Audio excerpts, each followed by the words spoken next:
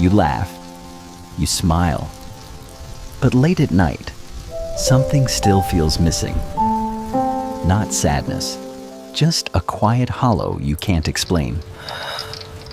And the worst part is, you don't even know what you're missing. And no one really talks about it. And that silence makes it feel even heavier. So the question is, why do intelligent people feel this way? The philosopher Friedrich Nietzsche once wrote, "He who has a why to live can bear almost any how." Meaning, when the mind starts searching for meaning, it also starts questioning emotions. And when emotions are questioned too often, they begin to feel uncertain. Intelligence doesn't just experience life, it tries to understand it. An intelligent mind doesn't stop at emotions. It analyzes them. It looks for logic behind feelings. It wants reasons, not just reactions. And this is where intelligence quietly turns against you. We'll come back to this in a moment. But first, let me show you what it looks like in real life. Imagine two friends, Joe and Jimmy. Both enjoyed life. Both had supportive families. But the way they thought about the world was very different. One day, both went for an interview at a big company. Unfortunately, both were rejected. Joe shrugged and said, "Well, it didn't work out. I'll try again next time." He went home, watched a show, talked to friends, and by the next morning, life felt normal again. Jimmy, on the other hand, was a thinker, curious, analytical. He wanted to know why. He couldn't switch his mind off. He lay in bed and replayed everything. Did I answer too fast? Did I sound nervous? Was my example strong enough? He remembered the interviewer's face, the pauses, the exact moment the interview ended. And then he started planning. Next time I'll say this. Next time I'll explain it better. Next time I won't make that mistake. And honestly, this kind of thinking is powerful.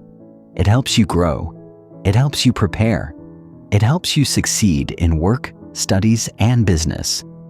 This is what intelligent minds do. They learn from every moment. And this is where most people don't realize what's happening inside them. Slowly, this way of thinking begins to spread beyond the interview. Before trusting someone, you analyze their behavior. Before investing time or money, you calculate the risk. Before making decisions, you imagine every possible ending. Sometimes, you even cancel the plan before it begins. Not because you are weak, but because your mind has already lived through the worst outcome. You fail in your thoughts before you even try in real life. And in a strange way, this protects you, not only from pain, but also from possibility. This mindset is powerful in business, in planning, in survival. But when it becomes a habit, that's where the problem begins. Because this way of thinking doesn't stop at careers. It enters relationships, decisions, and yes, even your emotions. And emotions are meant to be experienced, not investigated. That's when overthinking stops helping and starts creating emptiness. The moment ends, but the mind keeps replaying it. Emptiness often begins with quiet questions like, am I happy? Am I really enjoying life? Is there any excitement left in my days? I know these questions sound harmless, but they are actually doubt-based questions, and doubt has a strange effect on the mind. Inside every person, there are two emotional states. One is confident, expressive, alive. The state where you laugh, feel connected, and naturally want to stay active, do things, move forward, stay engaged with life. The other is tired, withdrawn, and quiet. The state where your energy drops, your confidence fades, and all you feel like doing is lying on the bed, scrolling, and disconnecting from everything. When you start asking, "Am I happy?" the mind slowly moves toward doubt. And doubt naturally activates the quiet state, not because life suddenly became worse, but because your attention shifted. And that shift feels like emptiness.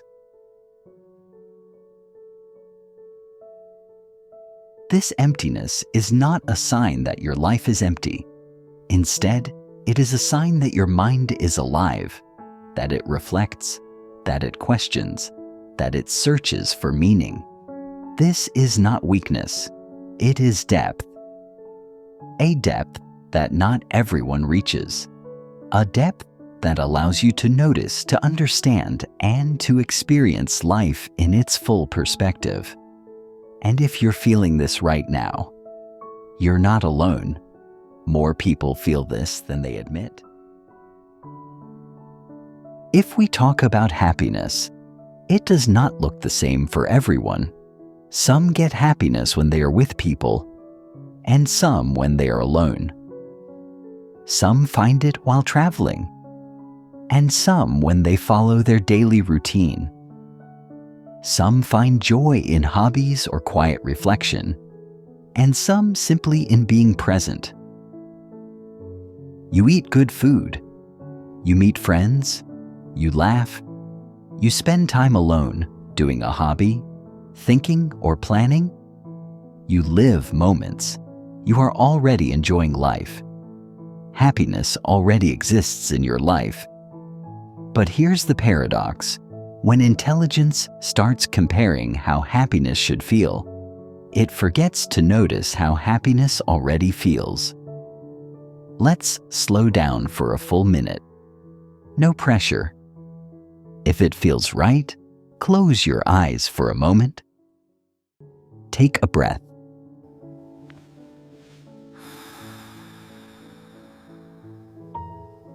Remember the last time you laughed, truly laughed, not politely. The kind of laugh that made your chest feel light.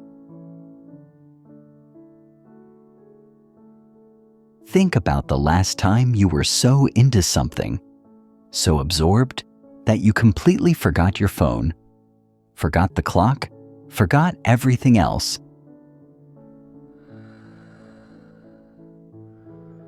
Recall the last quiet moment that felt peaceful, yet good. A moment that made you feel calm, alive, and present.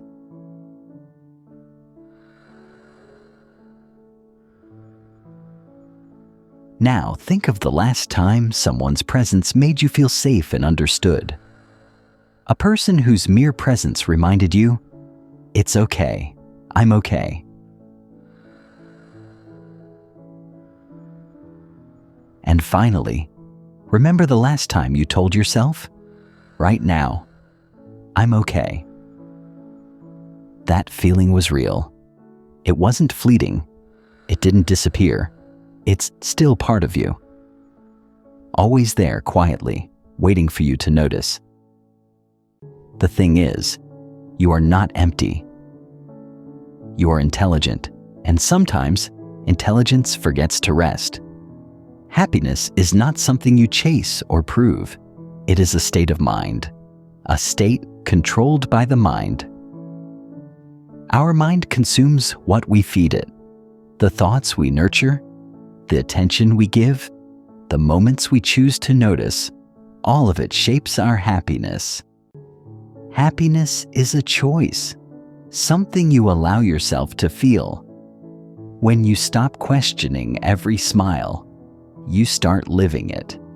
You were never missing happiness. You were just thinking about it too much. This is the inner paradox